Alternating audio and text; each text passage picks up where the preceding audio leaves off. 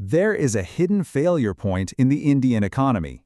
To find it, we have to deconstruct its core mechanics in response to a severe external energy shock.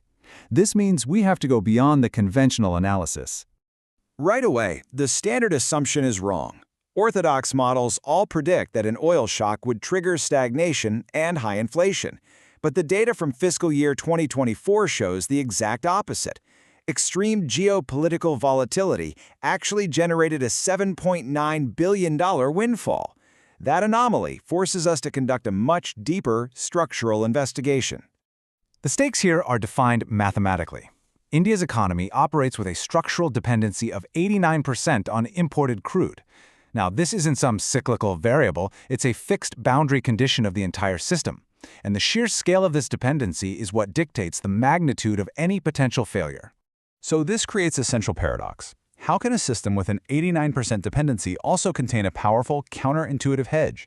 And more importantly, what is the precise, falsifiable threshold where this complex architecture finally breaks?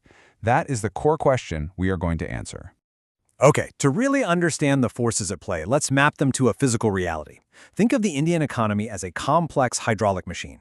The external pressure of rising oil prices translates directly into internal pressure. That's your inflation and widening deficits. The primary release valve is the country's massive forex reserves, which are designed to vent this pressure. And the state uses a piston, fuel subsidies, to absorb the shock before it ever hits the consumer. But this is the boundary of our analogy. Because unlike a simple machine, this system has a secondary circuit. And this circuit doesn't just absorb pressure, it actually profits from external volatility, which complicates all of the pressure calculations. And that leads us to our first complication. The very existence of this secondary circuit creates a structural, almost counterintuitive hedge. So to find the true breaking point, we have to deconstruct this mechanism piece by piece. So the mechanism has 4 steps. First, Indian refiners procure heavily discounted Russian crude. Second, they run their refineries at maximum possible capacity. Third, as global prices for refined products like diesel start to spike, they capture these huge profit margins, what's called the crack spread. We're talking margins exceeding $32 per barrel. And fourth, they export these products to constrained markets, generating a massive influx of foreign currency. Now, what protects this mechanism is simple geopolitical necessity. Western powers are almost forced to grant sanction waivers because India's sheer scale as both a consumer and a refiner makes it a systemic stabilizer in global energy markets.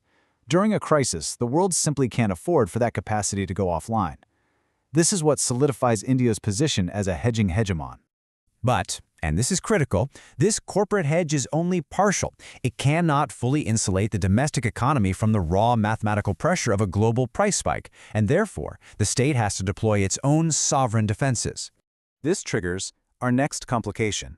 If a robust corporate hedge is active, why does the sovereign balance sheet, the nation's finances, still remain under such a severe threat? Well, the answer lies in the direct transmission of the remaining, unhedged pressure. And this transmission is basically a matter of pure physics. You start with a sustained 10% increase in the global price of crude oil. That's the initial input shock. That shock translates directly into a 20 basis point increase in India's headline consumer price inflation. And the very same shock expands the current account deficit by 0.4% of GDP. This is the direct result of a higher import bill, and it puts immense downward pressure on the national currency. So to counter this, the state deploys its primary financial defense, its foreign exchange reserves. And the scale of this defense shows a fundamental structural evolution. During the 1991 Gulf War, India had reserves for just 3 weeks of imports, which led to a balance of payments crisis. Today, that reserve war chest exceeds $700 billion. That's a massive buffer to absorb those initial currency shocks. But here's the critical pivot point. These financial defenses were designed for economic shocks. They were not designed for and are incapable of mitigating a demographic collapse. And this leads to our final and most critical complication.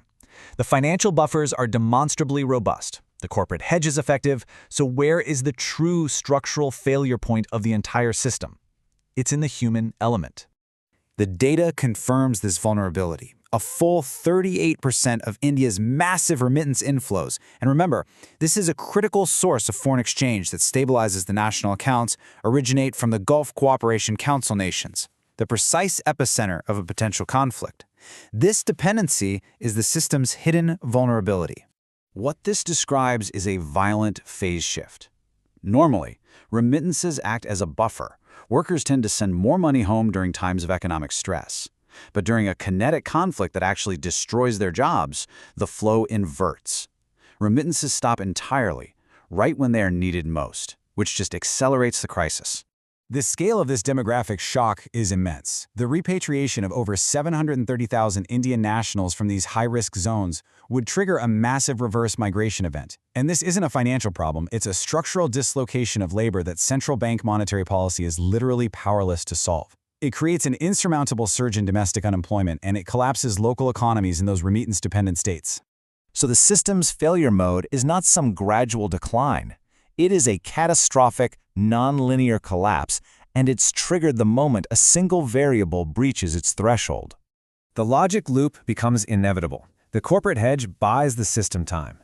The sovereign financial defenses absorb the initial wave of pressure, but the demographic shock bypasses both of these layers entirely. This forces the state to exhaust its fiscal limit on domestic fuel subsidies, and at that point, systemic failure is activated. A final pre-mortem has to account for the primary unmodeled variable, a state-sponsored cyber contagion. A coordinated attack that targets India's digital payment backbone, the UPI, and the industrial control systems of its major ports would act as a catastrophic force multiplier. It would paralyze domestic commerce and compound the physical supply shock with digital chaos. So the terminal prediction is this: a sustained Brent crude price of $125 per barrel is the threshold. At this price point, the fiscal mechanisms for domestic subsidies become insolvent. This forces a full price pass-through, paralyzing the national diesel-dependent logistics network and triggering cascading defaults throughout the industrial sector. This is the system's mathematical breaking point,